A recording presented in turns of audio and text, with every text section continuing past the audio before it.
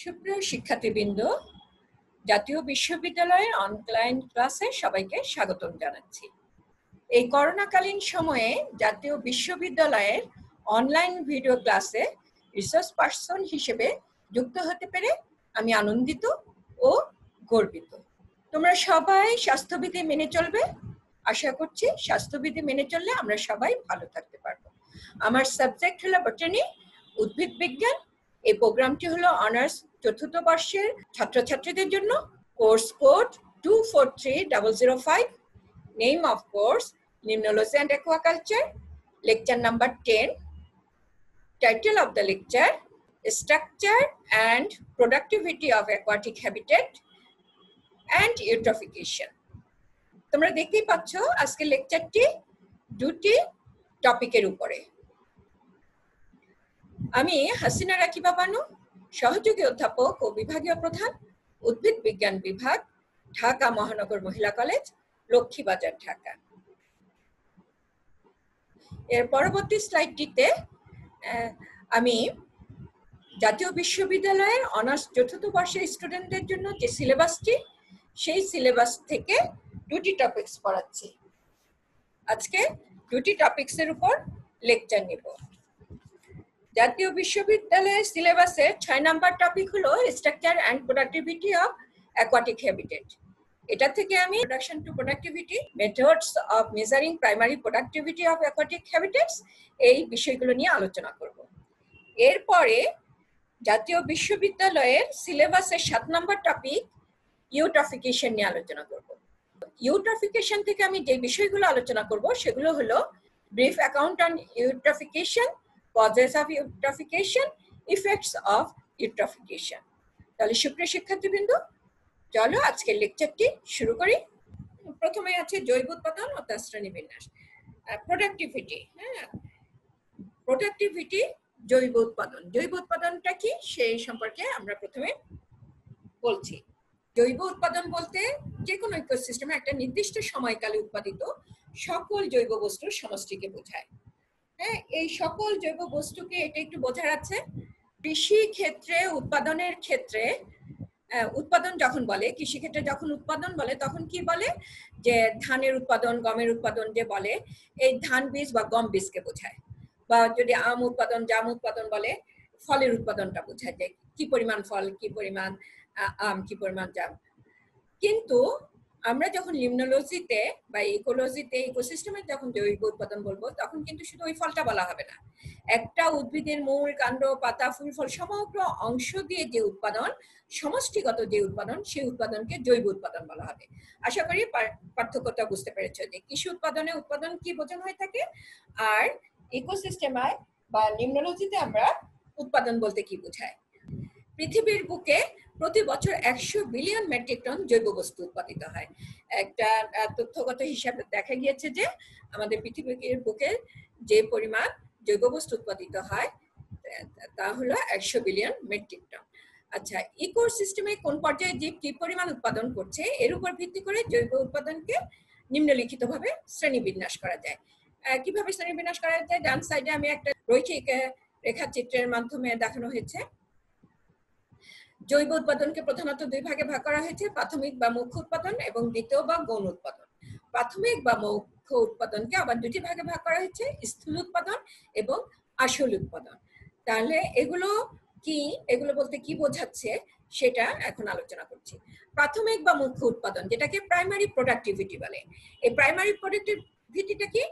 Photosynthesis ও কেমোসিনথেসিস প্রক্রিয়ায় প্রধানত সবুজ উদ্ভিদ সমূহ যে হারে আলোক শক্তিকে স্থিতিশক্তি হিসেবে সঞ্চিত করতে পারে, যা পরবর্তীতে খাদ্য হিসেবে ব্যবহৃত হয়, তাকে প্রাথমিক উৎপাদন বলে। আসলে এটি হচ্ছে ফটোসিনথেসিসের হার। আচ্ছা, প্রাথমিক উৎপাদন মানে বুঝতে পারছো, ফটোসিনথেসিসের হার সবুজ উদ্ভিদ সালোক সংশ্লেষণের মাধ্যমে শর্করা জাতীয় খাদ্য তৈরি করবে, এটিকেই বলা হচ্ছে প্রাইমারি প্রোডাক্টিভিটি। এখানে দুটি শব্দ ব্যবহার করা হয়েছে, ফটোসিনথেসিস ও কেমোসিনথেসিস। কেমোসিনথেসিস হলো যে প্রক্রিয়ায় অণুজীব দ্বারা অজৈব বস্তু হইতে জৈব বস্তুর সৃষ্টি হয়, সেই পদ্ধতিকে বা সেই প্রক্রিয়াকে কেমোসিনথেসিস বলে। যে যেগুলো কেমোসিনথেসিস করতে পারে তাদেরকে কেমোসিনথেটিক জীব বলে। আর যে জীবগুলো ফটোসিনথেসিস করতে পারবে তাদেরকে ফটোসিনথেটিক জীব বলা হবে। আচ্ছা, এখানে নিচে একটা সমীকরণের সাহায্যে ফটোসিনথেসিস দেখানো হয়েছে। এই সমীকরণটা তোমরা জানো। কার্বন ডাই অক্সাইড এর সাথে পানি যুক্ত হয়ে আলো এবং ক্লোরোফিলের উপস্থিতিতে কার্বোহাইড্রেট জাতীয় খাদ্য তৈরি হয়েছে এবং অক্সিজেন ও পানি তৈরি হয়েছে। আচ্ছা, স্থূল উৎপাদন কি? Gross primary productivity. Gross primary productivity হলো স্থূল উৎপাদন বলে একটা দেশ সমূহে, স্থূল উৎপাদন বলতে, আমাদের স্লাইডটা চেঞ্জ হয়ে গেছে, আমি আবার আনছি। স্থূল উৎপাদন বলতে একটি দেয় সময় অর্থাৎ একটি নির্দিষ্ট সময়ে সবুজ জীব কর্তৃক উৎপাদিত জৈব বস্তুর পরিমাণ এবং ওই একই সময়ে জীব কর্তৃক পরিচালিত শ্বসনের ফলে ব্যয়িত জৈব বস্তুর সমষ্টিকে বোঝায়। অর্থাৎ দুইটা সমষ্টি এখানে হবে।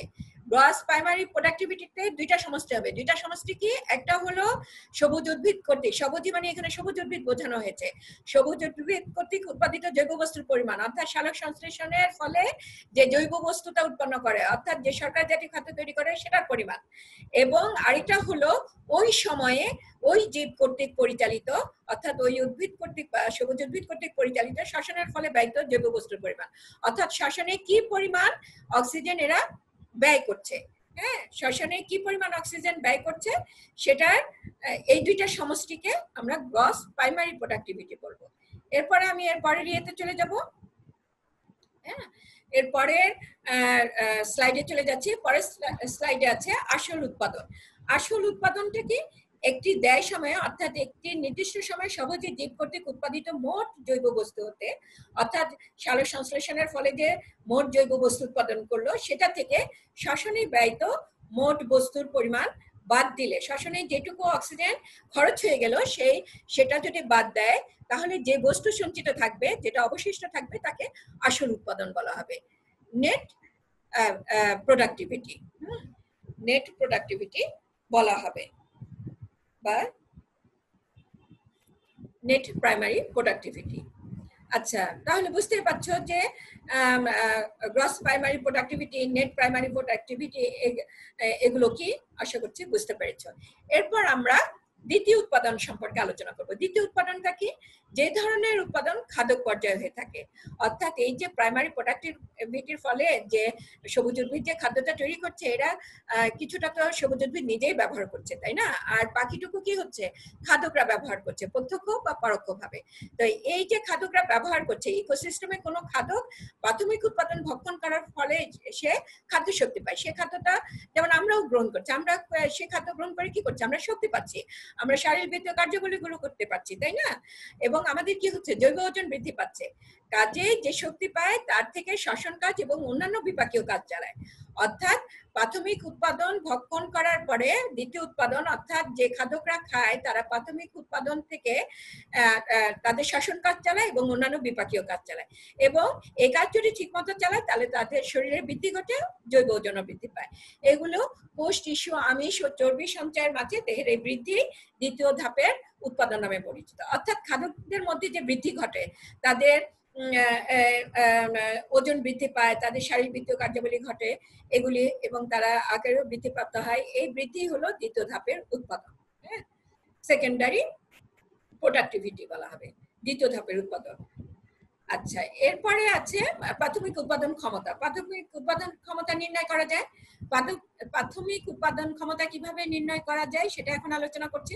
সবুজ উদ্ভিদ কর্তৃক নির্দিষ্ট সময়ে নির্দিষ্ট আয়তনের কার্বন আত্মীকরণ, অর্থাৎ কার্বন ডাই অক্সাইড থেকে কার্বনটাই তো বিতাড়িত হয়ে আত্মীকরণ হয়, অর্থাৎ জৈব বস্তুতে শর্করা জাতীয় খাদ্য তৈরি করে থাকে সাধারণত সেখানে কি হয়? কার্বন আত্মীকরণ হয় বা জৈব পদার্থ উৎপাদন করার হারকে প্রাথমিক উৎপাদন ক্ষমতা বলে।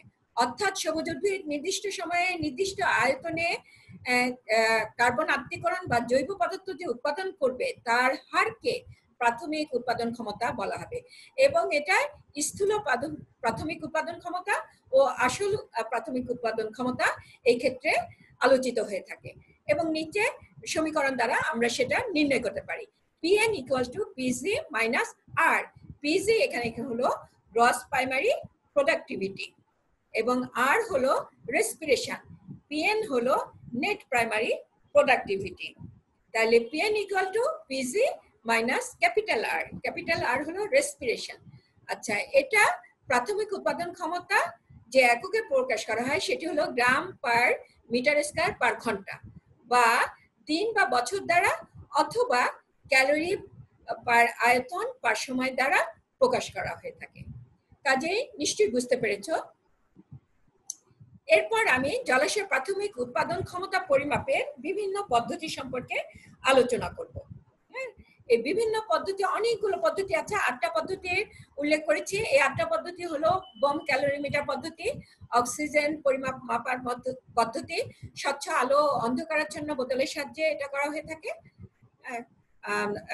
উইঙ্কলার টাইট্রেশন পদ্ধতি, গ্যাস বিনিময় পদ্ধতি, বায়োমাস পরিমাপন পদ্ধতি, 14C বা তেজস্ক্রিয় কার্বন পদ্ধতি, ক্লোরোফিল মাপন পদ্ধতি, ফাইটোপ্ল্যাঙ্কটনের সংখ্যা নির্ণয় পদ্ধতি এবং কাঁচামাল নিশ্চিহ্ন হওয়ার পদ্ধতি। এখানে অনেকগুলো পদ্ধতি আছে, কিন্তু সবচেয়ে বহুল ব্যবহৃত, বহুল ব্যাপকভাবে যে পদ্ধতিগুলো কার্যকর হয় সেই রকমের দুটো পদ্ধতি নিয়ে আমি আলোচনা করব, বিস্তারিতভাবে আলোচনা করব। সবগুলো এই স্বল্প সময়ে আলোচনা করা সম্ভব না। কাজেই আমি প্রথমেই আমি যে পদ্ধতি আলোচনা করব সেটি হলো অক্সিজেন পদ্ধতি। হ্যাঁ, আমি পরবর্তী স্লাইডে চলে যাচ্ছি। সেটি হলো oxygen method, light and dark বোতল টেকনিক। এটা হলো oxygen method, light and dark বোতল টেকনিক। অক্সিজেন মেথড বুঝতে পারছো, অক্সিজেনের সাহায্যে হবে। লাইট এন্ড ডার্ক বোতল মানে এখানে বোতল না হয় পাইরেক্স কাচের স্বচ্ছ বোতল, বিশেষভাবে নির্মিত স্বচ্ছ বোতল, এগুলোকে বিওডি বোতল বলে। আচ্ছা, তাহলে আসো আমরা মেথডটা দেখি কি। 1927 সালে গার্ডার এবং রান নামক নরওয়ের দুইজন বিজ্ঞানী সর্বপ্রথম এই পদ্ধতিটি উদ্ভাবন করেন। এই পদ্ধতিতে 3টা বিওডি বোতল নেওয়া হয়। একটু আগে কিন্তু আমি পাইরেক্সের বোতলের কথা বলেছি, যে কিনতে পাওয়া যায়। এই বোতলগুলোকে কিন্তু বিওডি বোতল বলে, সেটাও বলেছি। এই 3টা বিওডি বোতল ব্যবহার করেন। এই 3টা বোতলের মধ্যে 2টা লাইট বোতল, 2টা স্বচ্ছ থাকবে, আর একটা ডার্ক বোতল হবে। যেটা বলেছি, হয় কালো কস্টেপ দিয়ে পেঁচে ফেলতে হবে, অথবা ডার্ক বোতল কিনতে পাওয়া যায়, অর্থাৎ কালো হবে, বোতলটা কালোও হবে, যার ভিতর দিয়ে সূর্যালোক প্রবেশ করতে পারবে না, আলো প্রবেশ করতে পারবে না, এরকমের কালো হবে। আচ্ছা, তাহলে প্রথমে একই সাথে 3টা বোতল পুকুরের বা হ্রদের পানি দ্বারা ভর্তি করা হয়, পূর্ণ করা হয়। 3টা বোতলের মধ্যে পুকুর বা হ্রদের পানি নেওয়া হয়। তারপর একটি লাইট বোতলের পানিতে দ্রবীভূত প্রাথমিক অক্সিজেন নির্ণয় করা হয়, অর্থাৎ সাথে সাথে মেপে ফেলতে হবে। প্রথম একটা বোতল ধরা হবে, সেই বোতলটার মধ্যে অক্সিজেন, প্রাথমিক অক্সিজেন কি পরিমাণ আছে, দ্রবীভূত অক্সিজেন কি পরিমাণ আছে, সেটা সাথে সাথে মেপে ফেলতে হবে। আর যে বাকি 2টা বোতল আছে, একটা লাইট বোতল এবং একটা ডার্ক বোতল, সেই 2টাকে চিপি দ্বারা মুখ বন্ধ করে পুকুর বা হ্রদের পানিতে 4 ঘন্টা ইনোকুলেশন করা হয়। এই ইনোকুলেশন কি, এই চিপি দ্বারা বন্ধ করবে এবং এর মুখে রশি দ্বারা বেঁধে একটা যে স্টিকের সাহায্যে বা ইয়ের সাহায্যে পুকুর বা নদীর পানির নিচে কিছু নিচে ঝুলিয়ে রাখা হয়। হ্যাঁ, কিছু নিচে ঝুলিয়ে রাখা হয়। কত ঘন্টার জন্য ঝুলিয়ে রাখা হয়? 4 ঘন্টার জন্য।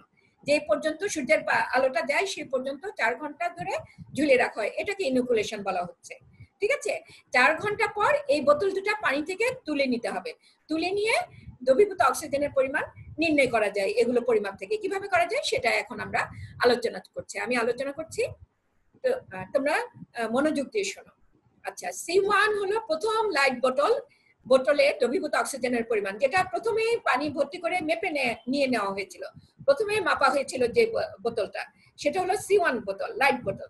C2 হলো ডার্ক বোতল।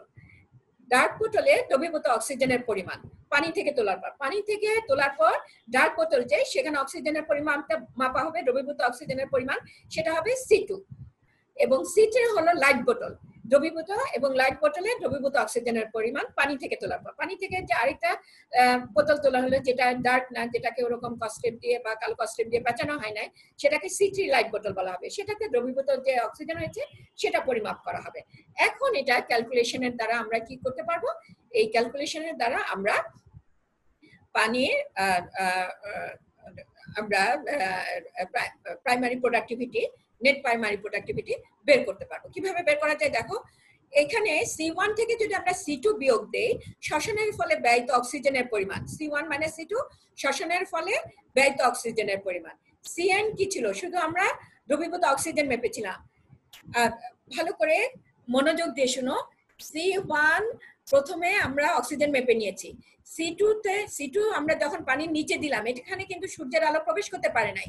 তোমরা জানো যে সূর্যালো প্রবেশ না করলে ফটোসিনথেসিসের জন্য 4টা উপাদানের প্রয়োজন হয়, ক্লোরোফিল, তারপরে সূর্যালোক, কার্বন ডাই অক্সাইড, পানি। আমরা যখন বোতলই নিলাম, সেই বোতলের পানিতে ফাইটোপ্লাঙ্কটন থাকবে, সবুজ উদ্ভিদ থাকে, ফাইটোপ্লাঙ্কটন বলি আমরা, সেগুলো আছে, পানিতে মিশ্রিত আছে, যেগুলো খালি চোখে দেখা যায় না। এবং সেখানে কি আছে? ওই পানির সাথে কিছু দ্রবীভূত কার্বন ডাই অক্সাইড আছে, সেখানে কি আছে? পানি তো আছেই। কাজেই 3টা উপাদান আছে, শুধু একটা উপাদান থাকবে না, কি? সূর্যালোক। ওই বোতলের ভিতরে সূর্যালোক প্রবেশ করতে পারবে না। তাহলে এই বোতলটার মধ্যে কি হবে? এই বোতলটার মধ্যে শ্বসন হবে, ফাইটোপ্লাঙ্কটন যেহেতু আছে শ্বসন হবে, কিন্তু কোনো সালোক সংশ্লেষণ উৎপন্ন হবে না, কারণ এখানে সূর্যালোক প্রবেশ করতে পারছে না। কাজেই এই C1 এর যে দ্রবীভূত অক্সিজেন কি হবে? C2 থেকে বেশি হবে, কারণ C2 তে যখন শ্বসন হয়েছে যেটুকু অক্সিজেন ছিল সেখান থেকে কিন্তু কিছু অক্সিজেন ওইখানে যে ওই বোতলের মধ্যে যে ফাইটোপ্লাঙ্কটন আছে তারা কি করবে? তারা সেই শ্বসনে কিছু অক্সিজেন খরচ করে ফেলবে, ব্যয় করে ফেলবে। তাহলে কি হবে? সেখানে অক্সিজেনের পরিমাণ কমে যাবে ডার্ক বোতলে। এবং C1 থেকে যদি C2 বোতল আমরা বিয়োগ করি, পরিমাণটা যদি বিয়োগ করা হয়, তাহলে কি পাবো আমরা? শ্বসনের ফলে ব্যয়িত অক্সিজেনের পরিমাণটা বের হবে।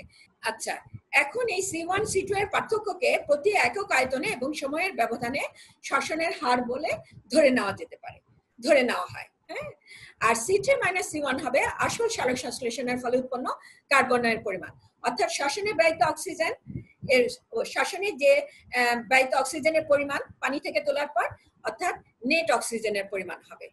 এখন আসল অক্সিজেনের পরিমাণ কি? C3 যে লাইট বোতল ছিল সেটা যখন আমরা পানি নিচে দিয়েছি সেখানে কিন্তু সালোক সংশ্লেষণ হয়েছে, কাজেই সালোক সংশ্লেষণও হয়েছে, শ্বসনও হয়েছে। কাজেই C3 হলো দুইটারই সমষ্টি। একটা হলো সালোক সংশ্লেষণ হলো, অর্থাৎ অক্সিজেনের পরিমাণ বেড়ে যাবে, সালোক সংশ্লেষণ যেহেতু হচ্ছে অক্সিজেন উৎপন্ন হবে, অক্সিজেনের পরিমাণ বাড়বে, দ্রবীভূত অক্সিজেনের পরিমাণ বাড়বে C3 বোতলে। আবার কি হবে? শ্বসনে যে অক্সিজেন খরচ হলো সেটাও থাকবে। ঠিক আছে? এবং এই C3 থেকে যখন C1 আমরা ইয়ে করব, বিয়োগ দিব, তখন নেট অক্সিজেন উৎপাদনটা বেরিয়ে আসবে। আশা করছি বুঝতে পারছো। এখন দেখো যে গ্রস প্রাইমারি প্রোডাক্টিভিটি বা স্থূল উৎপাদন যদি আমরা নির্ণয় করতে যাই, তাহলে আমরা কি করব? যে C3 -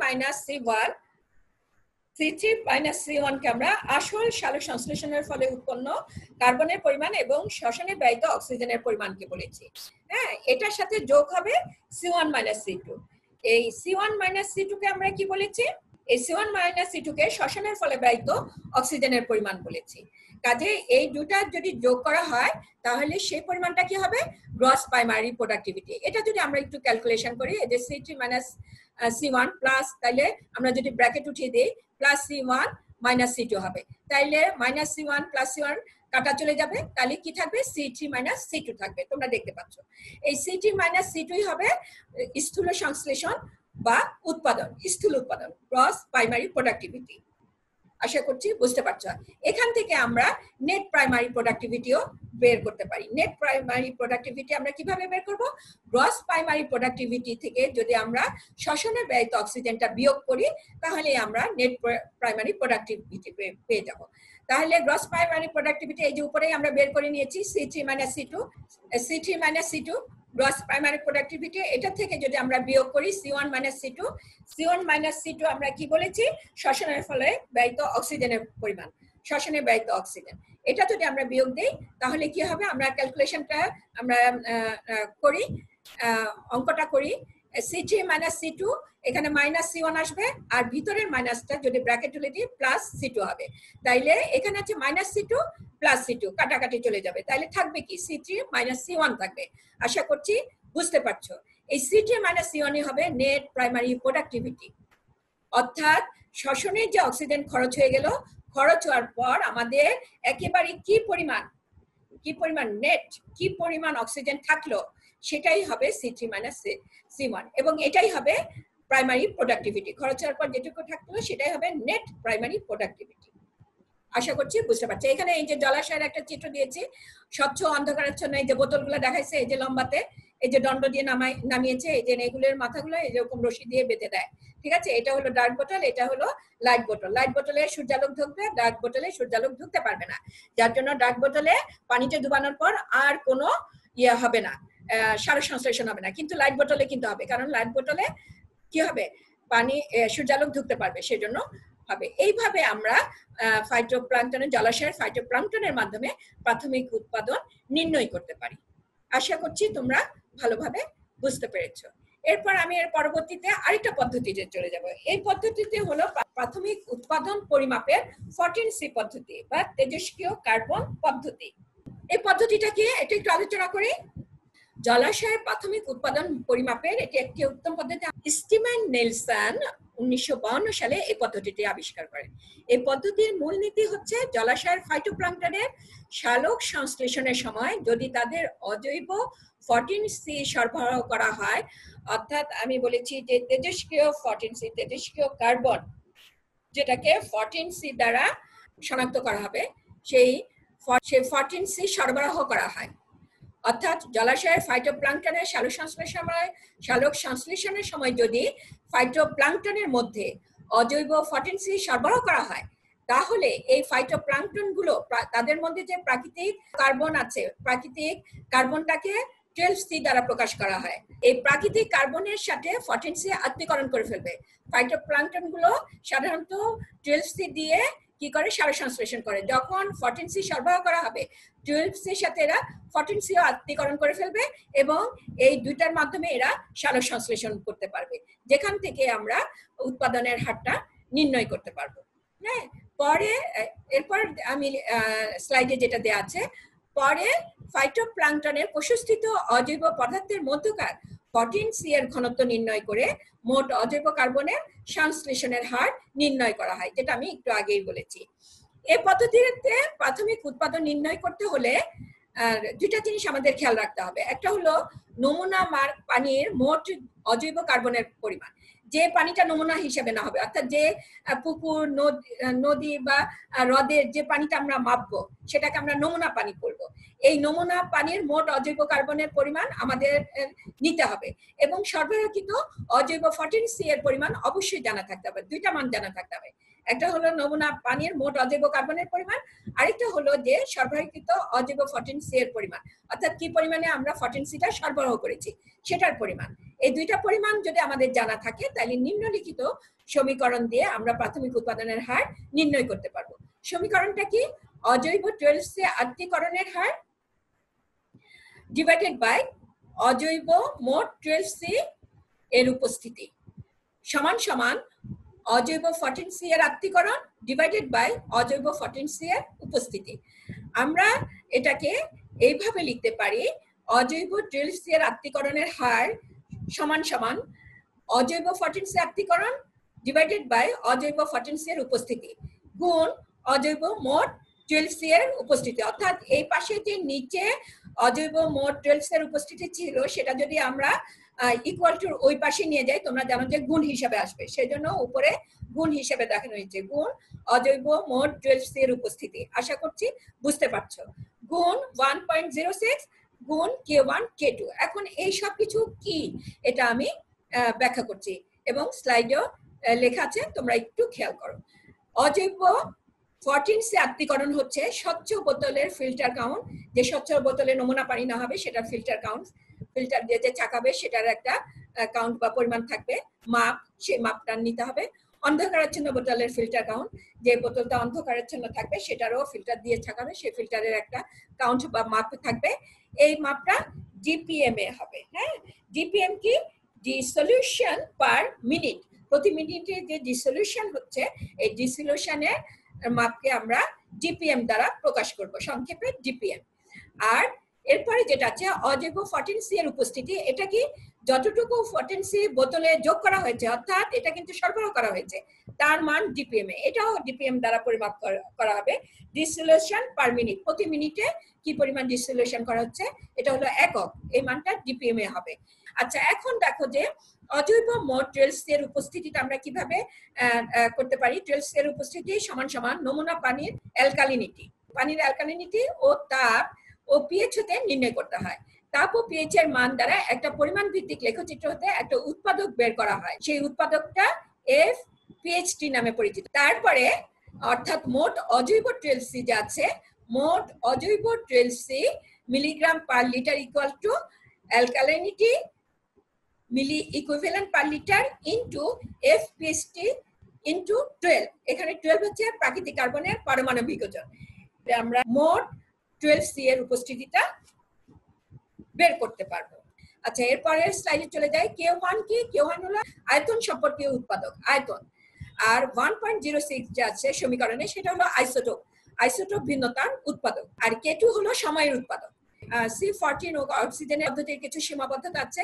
সীমাবদ্ধতাগুলো হলো C14 তে পানির নমুনার সাথে ফাইটোপ্লাঙ্কটন গুলোকে আবদ্ধ করাতে যে সমস্যার সৃষ্টি হয় তা বা সাধারণ সীমাবদ্ধতা বলা হচ্ছে। আচ্ছা, এটা কি বুঝতে পেরেছো? এটা হলো যে 14C কার্বন বা অক্সিজেন, এই দুইটা ফাইটোপ্লাঙ্কটন আমরা কি করছি, ওই পানিটা, হ্যাঁ, পুকুরের পানিটাকে ওই 14C দিয়ে আমরা বোতলে নিয়ে নিচ্ছি। ফাইটোপ্লাঙ্কটন গুলো সমৃদ্ধ, ফাইটোপ্লাঙ্কটন গুলো যে পানিতে যে দ্রবীভূত আছে, সেই পানিতে আমরা বোতলে নিয়ে নিচ্ছি, বোতলে আবদ্ধ হয়ে যাচ্ছে।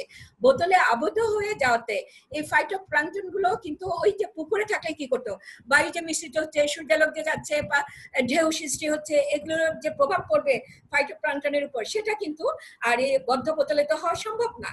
কাজেই এইটা হলো সাধারণ সীমাবদ্ধতা। কাজেই এই যে এটা এগুলো থেকে যে ফাইটোপ্লাঙ্কটন গুলো বঞ্চিত হচ্ছে, তাইলে এটা কি করবে, এটা প্রাথমিক উৎপাদন ব্যাহত হবে। অর্থাৎ হ্রদের স্বাভাবিক পরিবেশে ফাইটোপ্লাঙ্কটন দ্বারা যে উৎপাদন হতো, সেই উৎপাদনটা এই বোতলে সীমাবদ্ধ পানিতে হবে না, ব্যাহত হবে, হ্যাঁ, কম হবে। কাজে এটা একটা সীমাবদ্ধতা। আরেকটা হলো যে কার্বন যৌথ পদ্ধতির বিশেষ সীমাবদ্ধতা। আর এই কৌশলে প্রাপ্ত উপাত্তের বিশাল ব্যাখ্যা করার অসুবিধা। অর্থাৎ তোমরা দেখছো অনেকগুলো জিনিস ব্যাখ্যা করতে হচ্ছে, অনেক ধরনের লেখচিত্র থেকে একটা মান বের করা লাগছে, আবার এই যে সময় উৎপাদক বের করা লাগছে, আবার আয়তন সম্পর্কীয় উৎপাদন বের করা লাগছে। কত দীর্ঘসূত্রিতা, আমি বলেছি জটিল একটা ক্যালকুলেশন। কাজে আমি কিছু সীমাবদ্ধতা আলোচনা করলাম এই পদ্ধতি। এরপর আমরা এর পরবর্তী স্লাইডে চলে যাব। এর পরবর্তী স্লাইডে প্রাথমিক উৎপাদনের বার্ষিক হার আলোচনা করা হয়েছে। যে পৃথিবীর বুকে প্রতি বছরে 100 বিলিয়ন মেট্রিক টন জৈব বস্তু উৎপাদিত হয়। কাজে এখানে আমি একটা সারণীর সাহায্যে বিভিন্ন হ্রদে, অলিগোট্রফিক হ্রদ, ইউট্রফিক হ্রদ, ডিস্ট্রফিক হ্রদ, তোমরা জানো যে পুষ্টি প্রকৃতির উপর এবং অবস্থানের উপর হ্রদ 3 প্রকার, এই 3 প্রকার হ্রদে আমি প্রাথমিক উৎপাদনের বার্ষিক হার এই সারণীর সাথে দেখেছি। সুপ্রিয় শিক্ষার্থীবৃন্দ, আমরা এই সারণী দিয়ে structure and productivity of aquatic habitat শেষ করছি।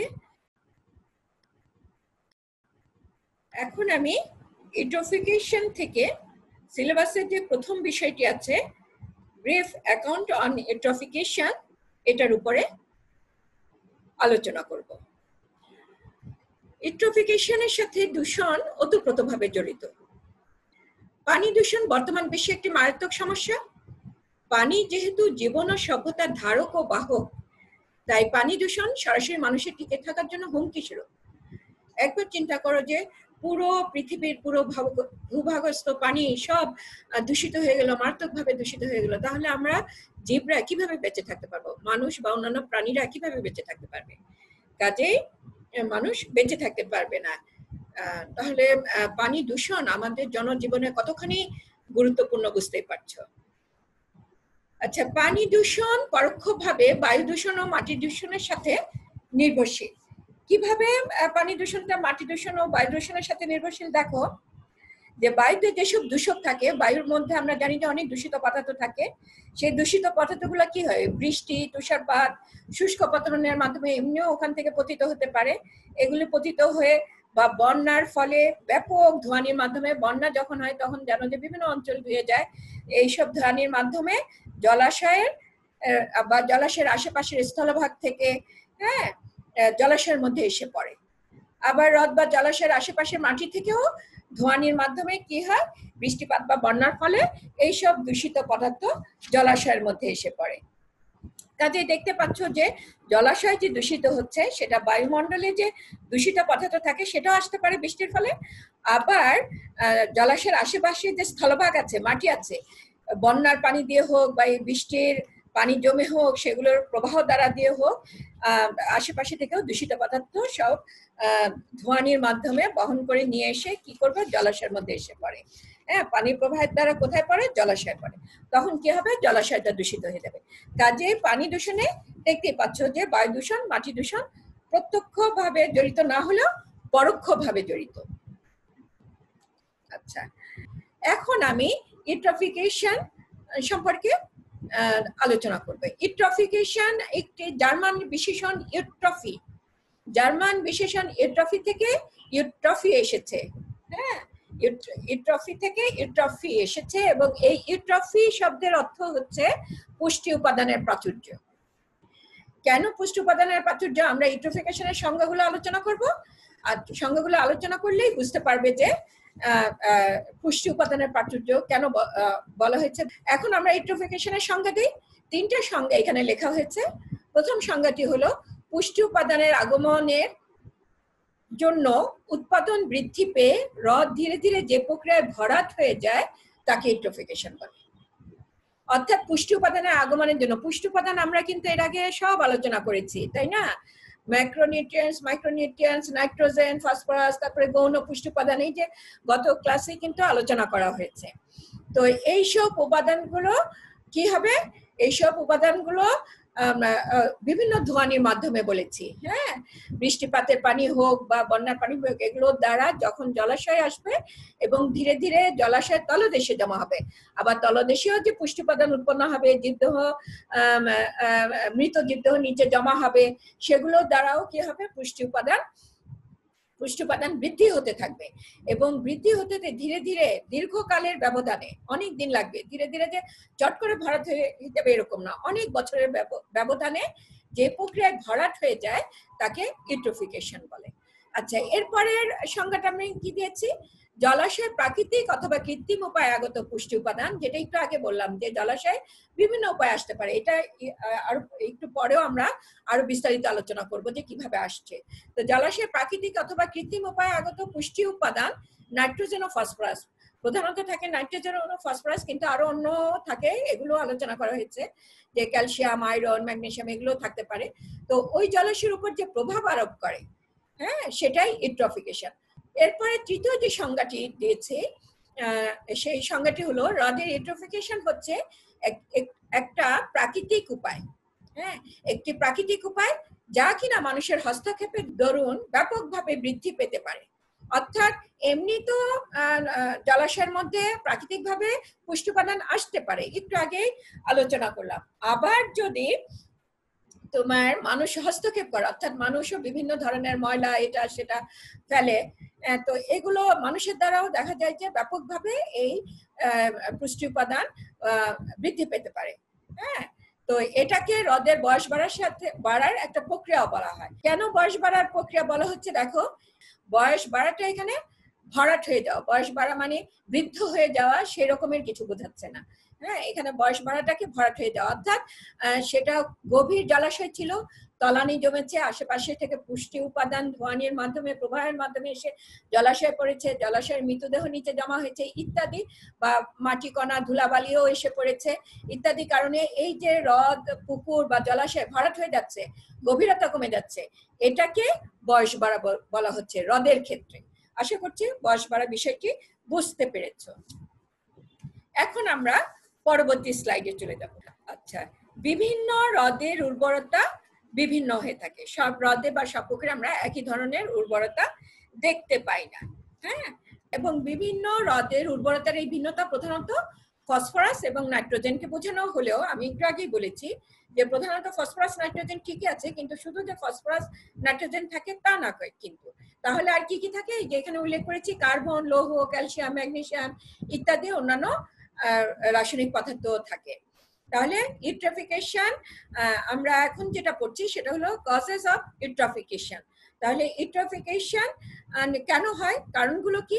ইউট্রফিকেশন দুই ভাবে হতে পারে, প্রাকৃতিক এবং কৃত্রিম, যেটা সংজ্ঞার মধ্যে একটু আলোচনা করেছি, এখন বিস্তারিত আলোচনা করব। আচ্ছা, প্রাকৃতিক কারণ কি? প্রাকৃতিক কারণ মানুষের হস্তক্ষেপ ছাড়া একটি অলিগোট্রফিক হ্রদ ধীরে ধীরে দীর্ঘকাল পর ইউট্রফিক হ্রদে পরিণত হয়ে যায়। তাহলে আমরা বলতে পারি সেখানে প্রাকৃতিক উপায়ে ইউট্রফিকেশন হয়েছে। তাহলে প্রাকৃতিক কারণে কারণ আমরা কি বলবো, মানুষের হস্তক্ষেপ ছাড়া প্রাকৃতিক ভাবে যে হ্রদ ভরাট হয়ে যায়, হ্যাঁ, অলিগোট্রফিক থেকে ইউট্রফিক হ্রদে পরিণত হয়ে যায়, সেই কারণটিকে আমরা ইউট্রফিকেশন বলবো। আচ্ছা, এই বিষয়টি কি, এটা আমি একটু বলছি যে এখানে প্রথমেই দেখো, অলিগোট্রফিক হ্রদ ধীরে ধীরে দীর্ঘকাল পর মানে অনেক বছরের ব্যবধানে, হ্যাঁ, অনেক বছর লাগবে, দীর্ঘকাল পর ইউট্রফিক হ্রদে। তোমাদেরকে আমি হ্রদ পড়িয়েছি, এগুলি সব পড়ানো হয়েছে, নিশ্চয়ই এখন বুঝতে পারছো। অলিগোট্রফিক হ্রদ ভি আকৃতি হ্রদ, সবচেয়ে গভীর হ্রদ, হ্যাঁ, এবং সেটা ভরাট হয়ে আস্তে আস্তে ইউট্রফিক হ্রদ মানে ইউ আকৃতির হ্রদে পরিণত হয়ে যাচ্ছে, নিশ্চয়ই বুঝতে পারছো, অর্থাৎ গভীরতা কমে যাচ্ছে। তাইলে এই যে প্রাকৃতিক ভাবে গভীরতা কমে যাচ্ছে, এগুলো কিসের জন্য কমে যাচ্ছে? এই যে বায়ু প্রবাহ, একটু আগে বলেছি, বায়ু প্রবাহ, বৃষ্টিপাত, তুষারপাত, জীবজন্তু, এগুলি প্রধান। হ্যাঁ, এগুলি কি, এই যে বায়ুমণ্ডলে যে দূষিত পদার্থ থাকে, এগুলো বৃষ্টির পানি দ্বারা ভূপৃষ্ঠে আসছে, বায়ু প্রবাহ তোমার জলাশয়ের পানিতে মিশে উপরের পৃষ্ঠে পানি, জলাশয়ের পানির উপরের পৃষ্ঠে বায়ু প্রবাহ দ্বারা কিন্তু আলোড়নের সৃষ্টি হয়, তোমরা জানো, সেটার মাধ্যমে বায়ু সে দূষিত পদার্থ পানির সাথে মিশতে পারে। তারপর আবার ওই যে বন্যা হলে বিভিন্ন অঞ্চল দিয়ে সেই পানিটা প্রবাহিত হয়ে আসে, বন্যার পানিটা, এবং সেই পানির সাহায্যে এরকম বিভিন্ন পুষ্টি উপাদান, এগুলো পরিবাহিত, রাসায়নিক পদার্থ পরিবাহিত হয়ে আসতে পারে। তারপরে বন্যার পানি দিয়ে কিন্তু আরো অনেক কিছু আসে, মৃতদেহ কিন্তু ভেসে আসতে পারে, তাই না? গবাদি পশু বলো বা অন্যান্য বলো, গাছপালা বলো, এগুলো কিন্তু এসে কি হয়, জলাশয়ের তলদেশে জমা হয়, এবং জমা হয়ে কি হবে, যে প্রাকৃতিক ভাবে তলদেশটা গভীরতা কমে যাবে, অগভীর হয়ে যাবে, এবং আস্তে আস্তে ভরাট হয়ে যাবে। এই যে এইভাবে যে জলাশয় ভরাট হচ্ছে, সেটাকে প্রাকৃতিক ভাবে জলাশয় ভরাট বলা হচ্ছে, প্রাকৃতিক ইউট্রফিকেশন বলা হচ্ছে। এতক্ষণ আমরা প্রাকৃতিক কারণ আলোচনা করলাম, এখন কৃত্রিম কারণ আলোচনা করব।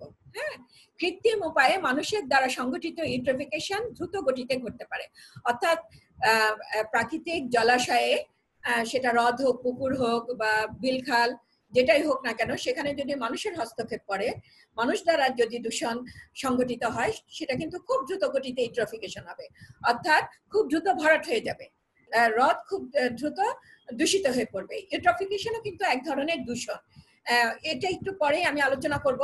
একটা নির্দিষ্ট মাত্রায় ইউট্রফিকেশন হলে সেটা দূষণ হয় না, পুষ্টি উপাদান একটা নির্দিষ্ট পরিমাণে বাড়লে সেটা দূষণ হয় না, কিন্তু পুষ্টি উপাদান অতিরিক্ত বেড়ে গেলে সেটাই ইউট্রফিকেশন, সেই ইউট্রফিকেশন দূষণ হবে। এখন কৃত্রিম কারণগুলো আমি আলোচনা করি। যে এক নম্বরে কি আছে, বাসগৃহ থেকে ড্রেনে এবং পয় প্রণালী সরাসরি সংযোগ জলাশয় দিলে ইউট্রফিকেশন হবে। এটা বুঝতে পারছো যে অনেক বাসগৃহ, বাসা বাড়িতে কি করে, ড্রেনেজ সিস্টেম করে, এবং এদের যে টয়লেটের সংযোগ বলো বা বাসগৃহে যে গৃহস্থালীর বর্জ্য, এগুলি সরাসরি ড্রেন দিয়ে জলাশয়ের মধ্যে ছেড়ে দেয়, কাজে সরাসরি সেই বর্জ্যগুলো এসে জলাশয়ে পড়বে, এবং ওই জলাশয়ে ইউট্রফিকেশন হবে।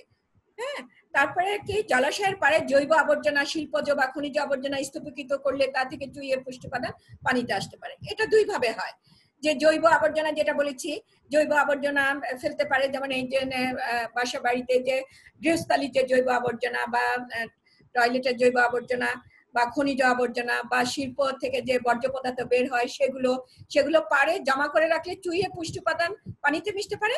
আবার এই শিল্প প্রতিষ্ঠানগুলো বা বাসা বাড়ি, এগুলো কি করে, ওই ড্রেনেজ সিস্টেম করে দেয়। শিল্প, আমাদের দেশে বেশিরভাগ দেখা যায় যে শিল্প প্রতিষ্ঠানগুলো কি করে, ড্রেনেজ সিস্টেম করে সরাসরি পানিটা নদীতে ছেড়ে দিচ্ছে বা জলাশয়ে ছেড়ে দিচ্ছে, তাহলে শিল্পের সে বর্জ্য সরাসরি কি হচ্ছে, জলাশয়ে মিশে যাচ্ছে এবং জলাশয়কে দূষিত করে ফেলছে, ইউট্রফিকেশন হচ্ছে।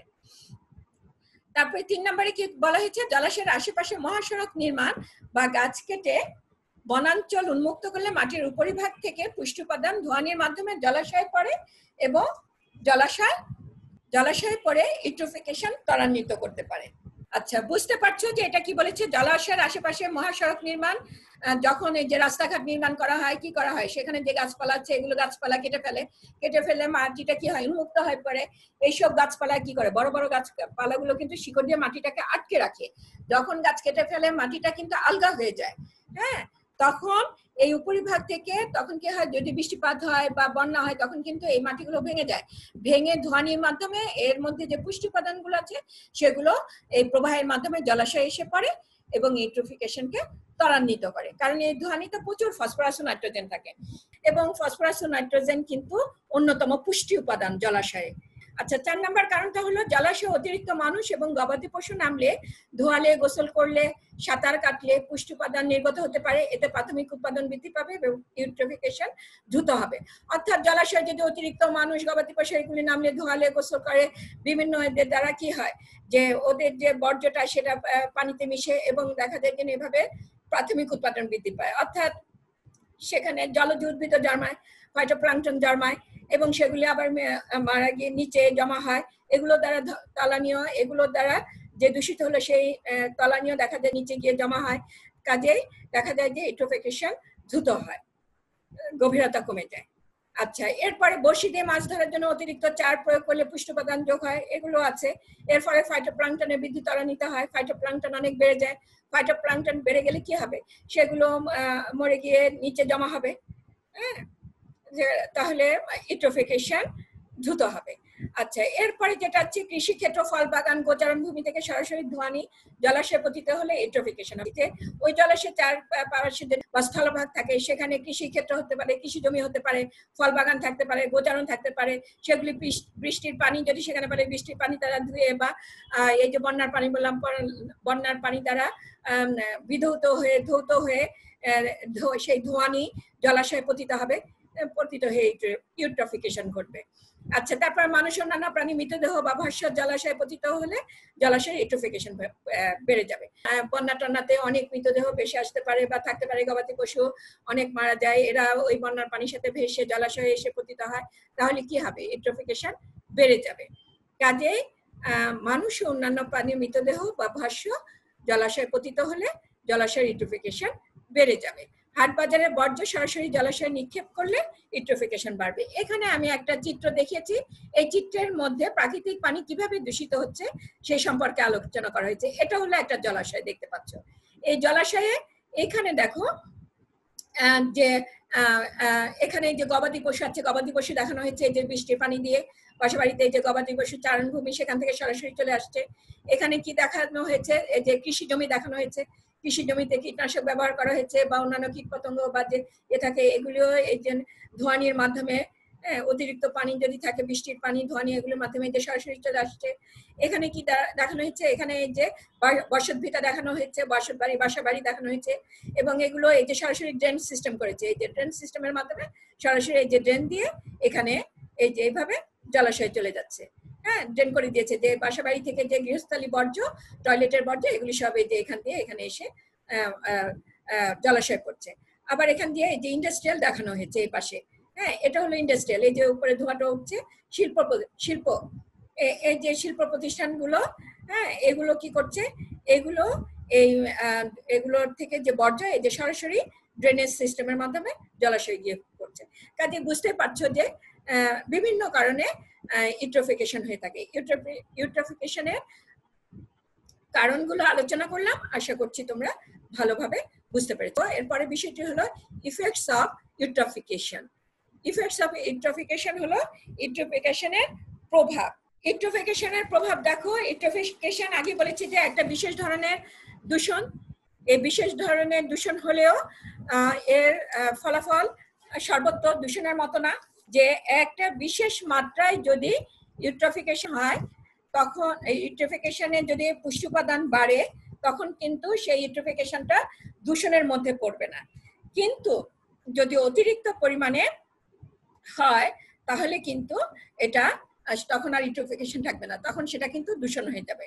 তাহলে কিভাবে, বিশ্বে উন্মুক্ত প্রাকৃতিক উন্মুক্ত পানির, হ্যাঁ, পানির মধ্যে যদি বসত বাড়ি, শিল্প কারখানা থেকে নির্গত পানি, কৃষিক্ষেত্রে, একটু আগে যে দেখালাম, এগুলো সব যদি বায়ুমণ্ডলের দূষক, এগুলো যদি জলাশয়ে এসে পড়ে তাহলে কি হবে, জলাশয়টা কিন্তু দূষিত হবে।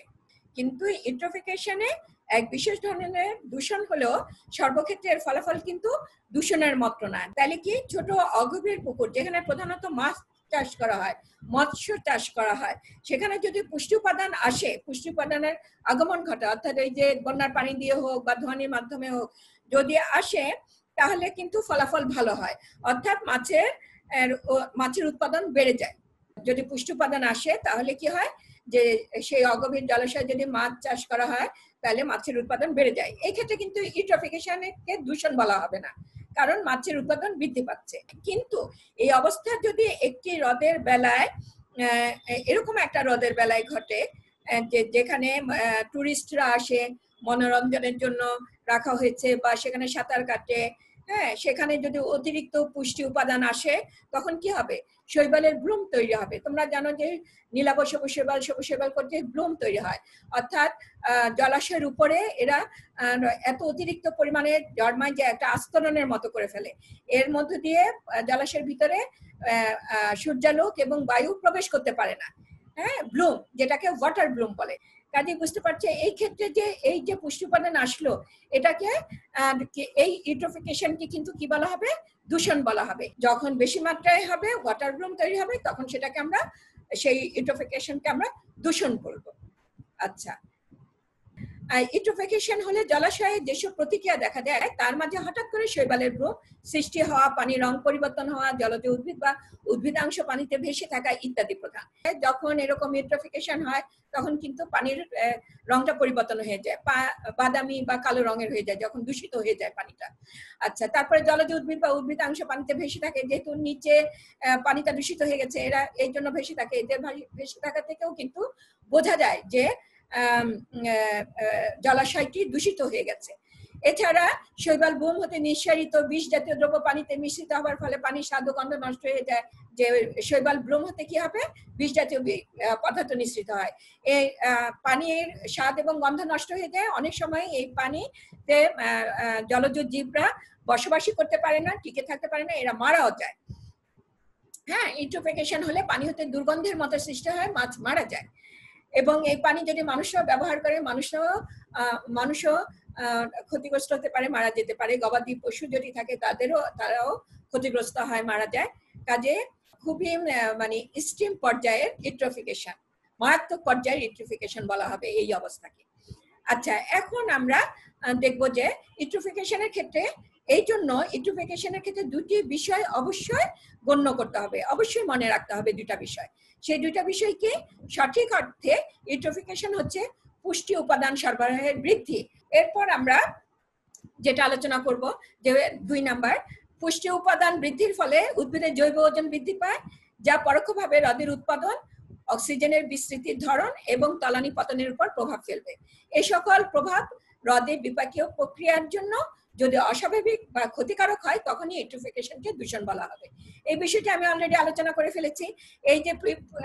এই যে পুষ্টি উপাদানগুলো যেগুলি বললাম, যে ফসফরাস, নাইট্রোজেন, তারপরে তোমার ক্যালসিয়াম, হ্যাঁ, তারপর আয়রন, কার্বন ইত্যাদি, এরা যদি পরিমাণে বেশি হয় তখন সেখানে কি হবে, ফাইটোপ্লাঙ্কটন, সবুজ উদ্ভিদ, এগুলো বেশি জন্মাবে, এদের বৃদ্ধি ভালো হবে।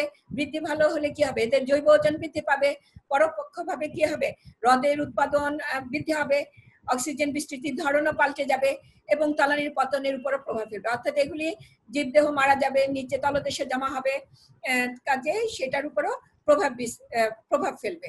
এই সকল প্রভাব যদি বিপাকীয় প্রক্রিয়া, হ্যাঁ, এই সকল প্রভাব হ্রদে বিপাকীয় প্রক্রিয়ার জন্য যদি অস্বাভাবিক হয়, যেটা বলেছি যে ওয়াটার ব্লুম হয়ে যাচ্ছে, পানির কালার চেঞ্জ হয়ে যাচ্ছে, বেশি পরিমাণে জলজ উদ্ভিদ জন্মাচ্ছে, এরকম যদি হয়, অস্বাভাবিক বা ক্ষতিকারক হয়, তখন সেটাকে, সেই ইউট্রোফিকেশনকে দূষণ বলা হবে। আশা করছি বুঝতে পেরেছ। তাহলে এই লক্ষণগুলো কি হবে, কোন লক্ষণগুলো জলাশয়ে দেখলে আমরা বলবো যে এখানে ইউট্রোফিকেশনটা দূষণ পর্যায়ে রয়েছে। হ্যাঁ, সেই লক্ষণগুলো আমি এখন আলোচনা করব। তাহলে ইউট্রোফিকেশনের লক্ষণগুলো হলো পানির রং পরিবর্তন, একটু আগেই বলেছি, হঠাৎ করে অ্যালগাল ব্লুম তৈরি হবে, ভাসমান উদ্ভিদ এবং পুকুরে ডেব্রিস হবে। পুকুরের ডেব্রিস হলো এই যে গৃহস্থালীর বর্জ্য, যে টয়লেটের বর্জ্য, গৃহস্থালীর বর্জ্য ইত্যাদি বর্জ্য, ভগ্নাবশেষ, হ্যাঁ, অংশবিশেষ, এগুলি যখন পুকুরে ফেলা হবে, হ্যাঁ, বিভিন্ন জৈব পদার্থের বা এর ধ্বংসাবশেষ সেগুলো যখন ফেলা হবে সেগুলোকে পুকুরের ডেব্রিস বলে, এগুলো দেখা যাবে। আচ্ছা, বিভিন্ন পদে বিষাক্ত পদার্থ নিঃসৃত হয় বলে পানির জন্য স্বাদ ও গন্ধজনিত সমস্যা দেখা যায়, যেটা একটু আগে বলেছি। হঠাৎ মাছের মৃত্যু হবে, মাছ মারা গিয়ে উপরে ভেসে উঠবে, তখনই বোঝা যাবে যে জলাশয়ের পানিতে ইউট্রোফিকেশন হয়েছে, যেটা মাছের বসবাসের উপযুক্ত আর নাই, যে জন্য মাছ মারা যাচ্ছে। আমি ইউট্রোফিকেশনের নিয়ন্ত্রণ একটু আলোচনা করতে চাই, যে এই যে দূষণ হচ্ছে এটা থেকে আমরা কিভাবে মুক্ত হতে পারবো। মানুষের দ্বারা যেগুলি সৃষ্ট সেগুলি তো নিয়ন্ত্রণ অবশ্যই করা যায়, যে পুকুরে বেশি পরিমাণে যে কাপড় চোপড় ধোয়া, গৃহস্থালীর কাজকর্ম, গৃহস্থালীর বর্জ্য, টয়লেটের বর্জ্য, তারপরে এগুলো বেশি না করা, তারপরে গৃহপালিত যে পশু ধোয়ানো ইত্যাদি এগুলি না করা, এটা একটা বিষয়। আর এই যে সরাসরি যে বাসা বাড়ির যে বর্জ্য, হ্যাঁ, গৃহস্থালী বর্জ্য এবং টয়লেটের বর্জ্য, এই যে ড্রেনেজ সিস্টেম করে না ফেলা, শিল্প প্রতিষ্ঠানের এগুলো না ফেলা, এগুলো অবশ্যই, অর্থাৎ মানুষ কর্তৃক যেগুলো হয় সেগুলো যদি আমরা নিয়ন্ত্রণ করতে পারি, এগুলো যদি বন্ধ করা যায়, তাহলে কিন্তু হ্রদ বা জলাশয়ে ইউট্রোফিকেশন হবে না। যেমন তোমরা বুড়িগঙ্গা নদীতে দেখছো যে বুড়িগঙ্গা নদীর পানিটা কি হচ্ছে, দূষিত হয়ে গেছে। কেন? প্রচুর পরিমাণে এখানে বর্জ্য পদার্থ ফেলা হচ্ছে বিভিন্ন জায়গা থেকে। আচ্ছা, এটা একটা বিষয়। আরেকটা বিষয়, প্রাকৃতিক ভাবেও তো ভরাট হতে পারে, তাই না? সেই ক্ষেত্রে কি করতে হবে? সেক্ষেত্রে যদি নিচের যে তলানি খনন করে, তোমরা জানো যে পুকুর খাল বিল এগুলো যদি গভীরতা কমে যায় কি করে, পুনরায় খনন করে, বা নিচের পানিটা ওই যে পাম্পের সাহায্যে ফেলে দেয়, বা নিচের পানির সাথে উপরের পানিতে পাম্পের সাহায্যে তুলে নিয়ে উপরের পানির সাথে মিশ্রিত করে দেয়, যাতে করে দূষণটা কমে যায়। অক্সিজেন মিশ্রিত হলে তো দূষণ কমে যাবে। বা নিচের কর্দমাক্ত পানি ওরকম পাম্পের সাহায্যে পাইপ দিয়ে তুলে ফেলে দেয় বা খনন করে। এগুলো করলে তাহলে কি হবে, গভীরতা বৃদ্ধি পাবে, বা যে দূষিত যে পদার্থগুলো তলানিতে জমা হয়েছিল এগুলো অপসারণ করে হ্রদকে আবার এই রক্ষা করা যায়, হ্যাঁ, ভরাট থেকে রক্ষা করা যায়। আচ্ছা, ঠিক আছে, আশা করছি তোমরা বুঝতে পেরেছো। এরপর আমি আজকের লেকচারের শেষ টপিক, শেষ বিষয়টি নিয়ে আলোচনা করব, সেটা হলো জৈবিকভাবে মৃত হ্রদ, বায়োলজিক্যালি ডেড লেক। হ্যাঁ, জৈবিকভাবে হ্রদ মৃত হয়ে যেতে পারে। কখন আমরা এই হ্রদটিকে জৈবিকভাবে মৃত বলবো, সেটা এখন আমি আলোচনা করব। কোন লেকে যখন এমন অবস্থায় পৌঁছায়, তখন ব্যাকটেরিয়া ব্যতীত অন্য কোনো কিছু থাকে না, তখন থাকে স্যাপ্রোবিক কন্ডিশন বলে। যখন আর কোনো কিছু বেঁচে থাকতে পারে না, মানে দূষিত হয়ে এমন পর্যায়ে গিয়েছে দূষণের মাত্রা, যেখানে জলজ প্রাণী নাই, জলজ উদ্ভিদ নাই, কিছুই নাই, কি আছে, শুধু ব্যাকটেরিয়া আছে, তখন সেটাকে স্যাপ্রোবিক কন্ডিশন বলে, হ্রদের স্যাপ্রোবিক কন্ডিশন। এই অবস্থা যখন আরো অগ্রসর হয়, আরো বেড়ে যায়, তখন এটাকে পলিস্যাপ্রোবিক কন্ডিশন বলে। এই অবস্থায় পৌঁছালে পানিকে ফুটালেও ব্যাকটেরিয়া মরে না। ওই পানিটাকে যদি ফুটানো হয়, তাহলে কিন্তু ব্যাকটেরিয়া মরে না, এমনকি বিভিন্ন প্রকার রাসায়নিক দ্রব্য প্রয়োগ করেও এদেরকে মারা যায় না। ওই রকম পরিবেশের লেকে ব্যাকটেরিয়া ব্যতীত অন্য কোনো জীব জন্মাতে পারে না। হ্যাঁ, কোনো উদ্ভিদ ফাইটোপ্লাঙ্কটন বা অন্যান্য জলজ প্রাণী তো দূরের কথা, অন্যান্য কোনো জীবই জন্মাতে পারে না। তখন এই ধরনের লেককে বলা হবে বায়োলজিক্যালি ডেড লেক, জৈবিকভাবে মৃত হ্রদ। অর্থাৎ এখানে কোনো ফাইটোপ্লাঙ্কটন, কোনো সবুজ উদ্ভিদ বা কোনো জলাশয়ের প্রাণী এখানে জন্মাতে পারবে না বা বেঁচে থাকতে পারবে না। তখন সেই লেককে আমরা বলবো বায়োলজিক্যালি ডেড লেক বা ড্যামেজ লেক। এই ধরনের লেকে তখন হাইড্রোজেন সালফাইড গ্যাসের পরিমাণ বৃদ্ধি পায়, পরবর্তীতে ধীরে ধীরে ওই ব্যাকটেরিয়াও বিলুপ্ত ঘটে, এবং তথায় তখন অ্যানারোবিক ব্যাকটেরিয়া, যে তোমরা জানো অ্যানারোবিক ব্যাকটেরিয়া, সেগুলো জন্মাতে শুরু করে। আচ্ছা, তাহলে আমরা আরেকটু দেখবো বায়োলজিক্যালি ডেড নিয়ে, এটা পরীক্ষা আসে, ছোট প্রশ্ন হিসেবে থাকে, কাজে আরেকটু আলোচনা করতে হবে তোমাদেরকে, সেজন্য আমি এই বিষয়টি আলোচনা করছি এখানে। বায়োলজিক্যালি ডেড হওয়ার কারণটাও একটু আলোচনা করতে হবে। তাইলে বায়োলজিক্যালি ডেড হওয়ার কারণ কি? লেকের উপর মানুষের অত্যধিক অত্যাচারের ফলশ্রুতিতে এই ধরনের অবস্থার সৃষ্টি হয়, যেটা বলেছি, অতিরিক্ত পরিমাণে যদি সে পুকুরের পানিতে গৃহস্থলীর কাজকর্ম করে, বা এই যে শিল্প প্রতিষ্ঠান কলকারখানার বর্জ্য যদি ফেলে, টয়লেট, অনেকে দেখবা পুকুর টুকুর বা খাল বিলের ধারে টয়লেট নির্মাণ করে থাকে, টয়লেটের বর্জ্যটা সরাসরি পুকুরের পানিতে বা নদীর পানিতে ফেলে। তো এরকম অবস্থা যদি অতিরিক্ত পরিমাণে হয়, তখন এই বায়োলজিক্যালি ডেড হয়ে যাবে সেই জলাশয়টা। আচ্ছা, এরপরে লেকে ভাঙা গাড়ি অন্যান্য বর্জ্য পদার্থ জমা করতে থাকলে ওটাও ক্রমান্বয়ে ডেডের দিকে গিয়ে যায়। দেখা যায় যে প্রাকৃতিক একটা জলাশয় আছে, সেখানে গিয়ে ওই যে ভাঙা টাঙা গাড়ির যন্ত্রাংশ আছে, এগুলি তো ফেলার কোনো জায়গা নাই, সেটা পাড়ে নিয়ে গিয়ে ফেললো, বা এই যে শিল্প কলকারখানার বর্জ্য নিয়ে ফেললো, বা বিভিন্ন এই যে ময়লা টয়লা যে কালেক্ট করে এগুলিও নিয়ে গিয়ে দেখা যায় যে এরকম জলাশয়ের ধারে ফেলা হয়। এই যে বিভিন্ন বাসা বাড়ি থেকে, আমাদের বাসা বাড়ি থেকে যে ময়লাগুলো নিয়ে যাওয়া হয়, দেখা যায় যে অনেক ক্ষেত্রে ওগুলো এরকম জলাশয়ের ধারেই ফেলে।